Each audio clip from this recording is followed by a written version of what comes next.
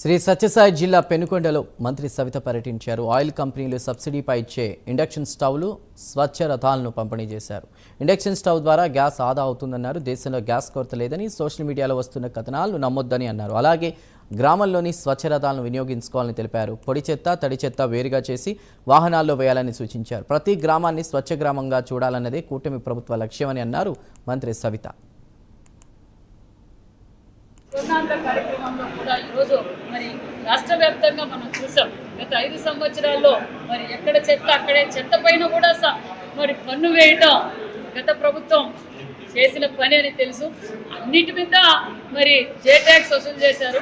మరి చెత్త మీద కూడా మరి పన్ను వసూలు చేయడంతో మరి ప్రజలందరూ ఇబ్బంది పడ్డారు. మరి మన గ్రామాలు పరిశుభ్రతగా ఉంటేనే ప్రజలు ఆరోగ్యంగా ఉంటారనే గొప్ప లక్ష్యంతో సంకల్పంతో మరి స్వచ్ఛాంధ్ర స్వర్ణాంధ్ర కార్యక్రమాన్ని కూడా ఏర్పాటు చేయడం జరిగింది.